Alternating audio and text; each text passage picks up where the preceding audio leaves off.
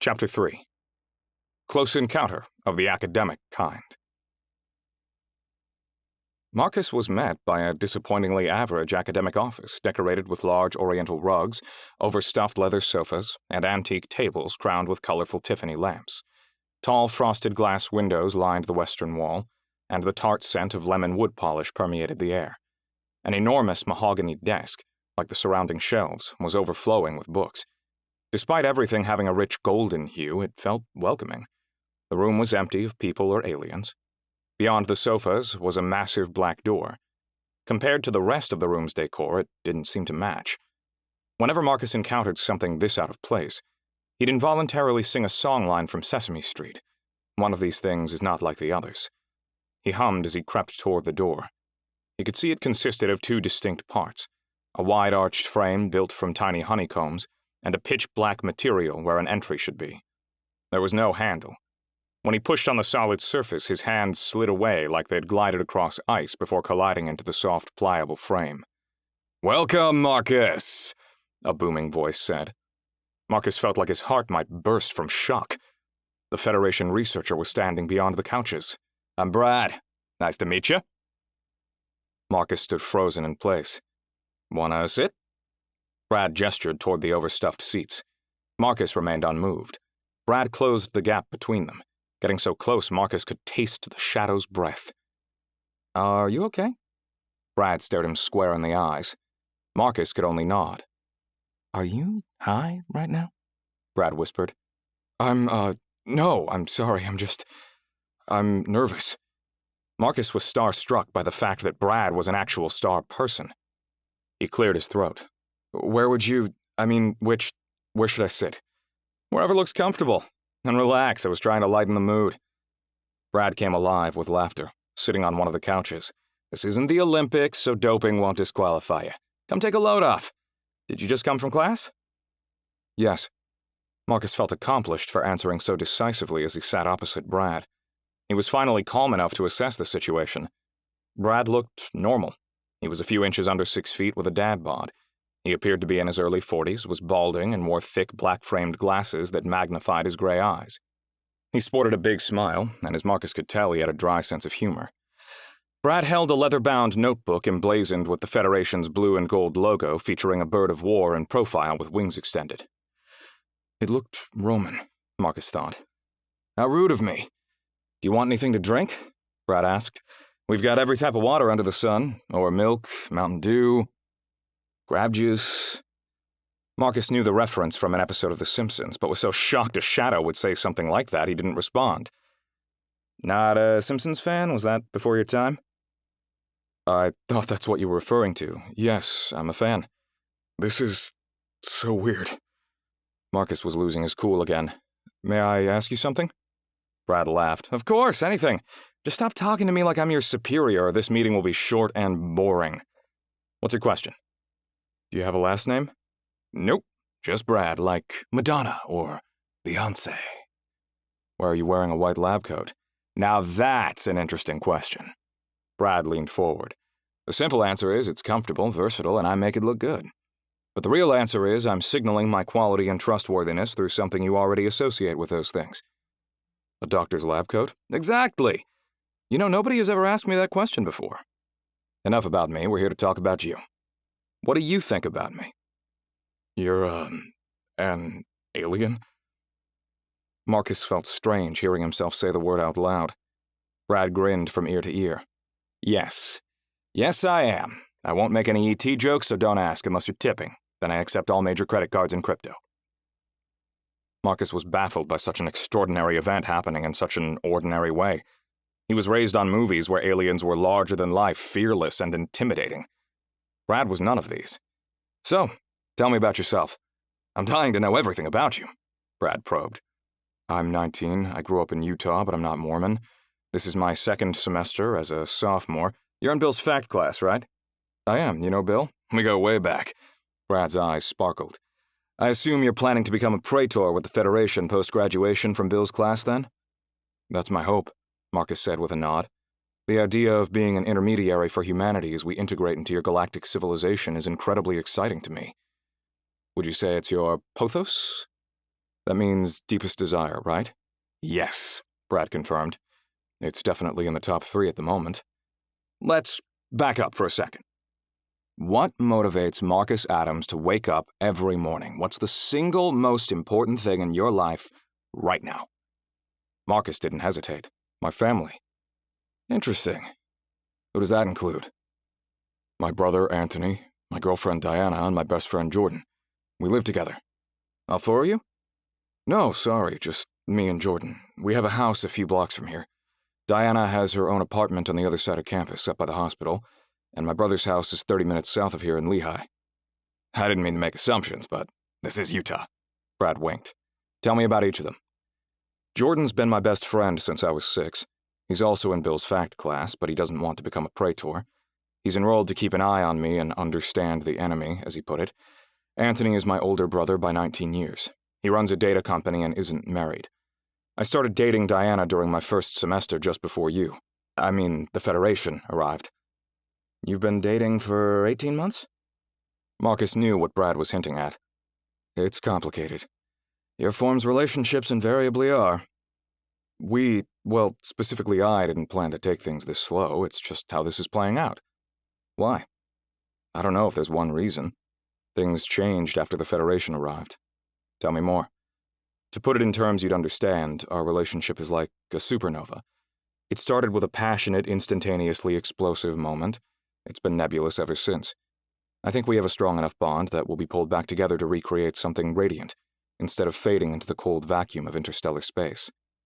You should have been a poet. Have you told your family you're here today? No, none of them know. Hypothetically, if I offered you a spot in selection, how would each of them react to the news?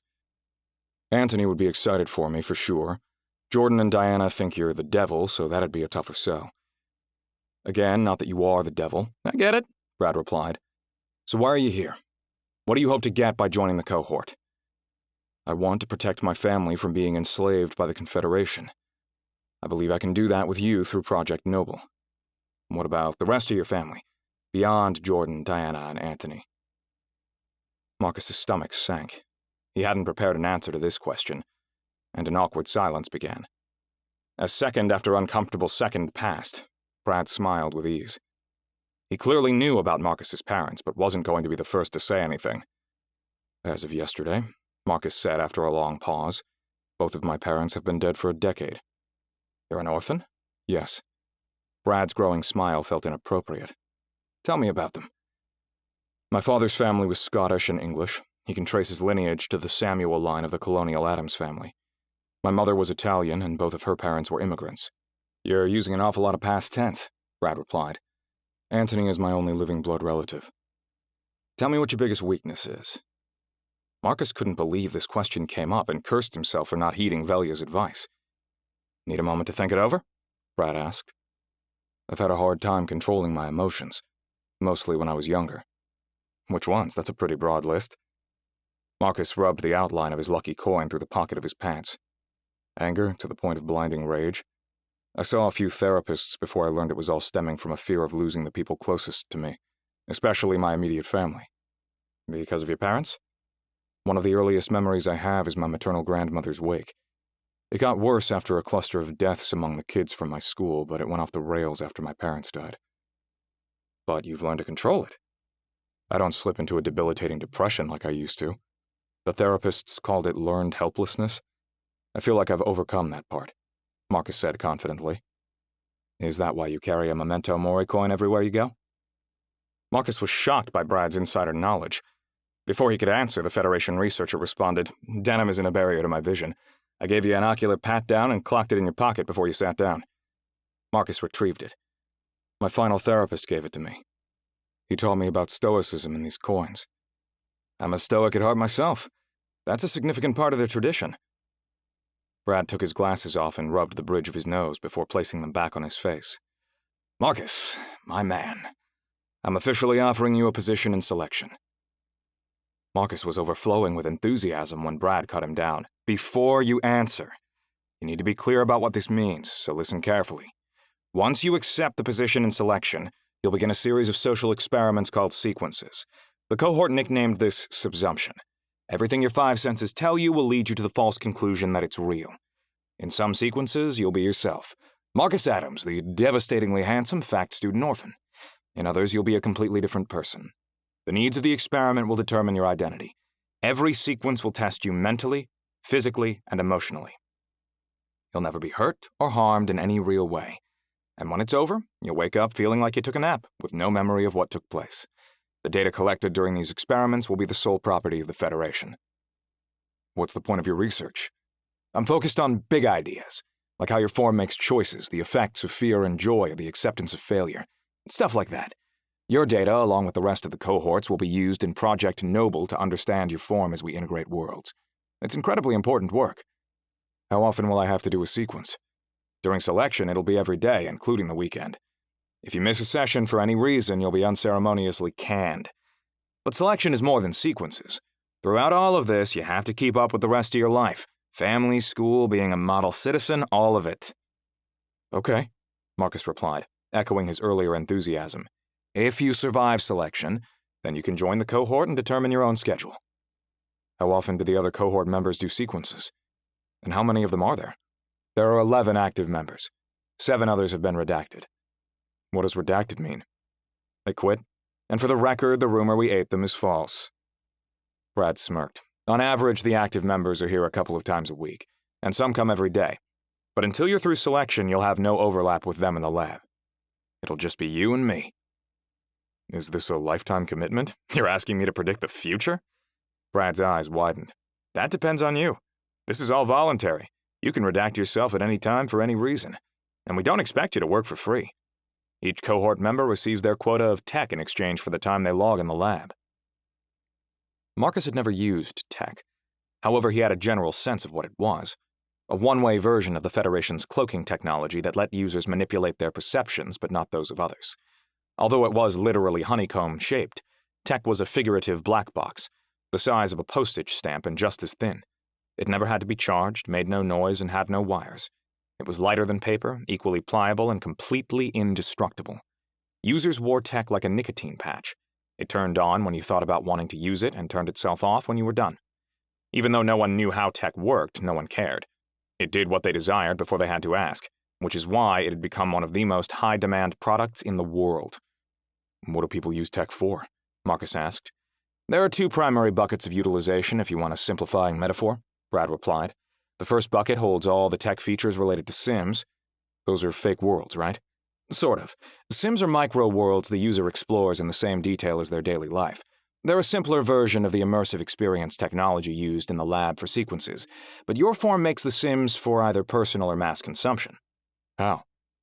You lay back somewhere, get comfortable, call up the Sim with your tech, close your eyes, and experience a turnkey reality. It's an out-of-body experience inside your brain. I should have been clearer. I meant, how are the Sims made? My bad, Brad said.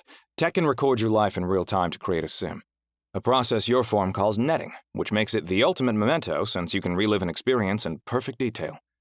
Like a snapshot of life. Exactly! Couples can experience the excitement of their honeymoon again, families can relive their favorite milestones, or mourners can revisit the final rites of a loved one on an anniversary. You can also live stream your point of view. Periscope parents? What's that? A name your form gave to the guardians who check on their kids through the child's eyes using tech. Creepy. Your media loves that feature too. They use it all the time and it's revolutionized reality television. My brother said tech is killing the media industry, murdering it in broad daylight in front of its family. The old guard corporations are, anyway. They're being displaced by a boom of individual cinematographers who make contrived nets that let you live a scripted story instead of watching it. But it doesn't look like it'll kill your adult entertainment industry. Those people are resilient. They've unilaterally determined every media format since at least VHS by adapting and growing. Tech is no exception. They've pioneered a slew of new uses for it. All in true first person. Brad winked again. Is that the only way to create a Sim? No. You can mine your brain for memories of past experiences, a process called derivative ghosting. I could relive anything from my life? Asked Marcus. If you can remember something, it can be cataloged and stored for future use. You could relive a moment from your childhood or hold your parents again. Think of it like new-era scrapbooking. The quality isn't the same as something you'd record in real time with netting, since memories are subject to the retrograde of your brain, but they're much better than a faded photo or shaky video. Can those files be shared too? Yes, which is why the criminal justice system loves tech. The days of lying to judge and jury are over. Marcus's mind raced through all the possibilities. Brad set his notebook down on the coffee table between them. The second bucket for tech's utilization has nothing to do with Sims. It's about how you interact with the world around you, known as complementing. This feature allows you to filter reality as you experience it. Filter which parts? Anything that affects your five senses. You can't change physical realities, just how you perceive them. I don't understand, said Marcus. If you live in a one-bedroom apartment, you can experience it as a palace if you don't try to walk through any walls. Bland food can taste like the finest dining, and music can stream to your brain wherever you go without bothering your neighbors. Complementing with tech is the zenith of individualistic expression, a world for one, where every detail is tailored to your preferences. Some of your form use it as a daily enhancer, while others use it to live another life altogether. Marcus said nothing, so Brad continued with his list. Tech can also translate languages instantly, a feature called babbling. It breaks down one of the last dividing lines among the versions of your form. Why is tech my compensation for subsumption? Technically speaking, there's nothing else on Earth as valuable per ounce than tech. Marcus was feeling more relaxed and sat forward to match Brad's posture. Tech manipulates reality? Your personal reality, yes, and your form can't get enough of it. Which brings us back to you, your role in this lab, and why your compensation is with tech. Global demand is being supplied entirely by the active members of the cohort. If you pass selection, you'll be joining this elite group and can reap the financial benefits of that privileged position by supplying tech to the market. If I pass, correct? And I'm sure you've already heard our failure rate is nearly 100%. What happens if I fail? At the highest level, the fate of the universe is put in jeopardy.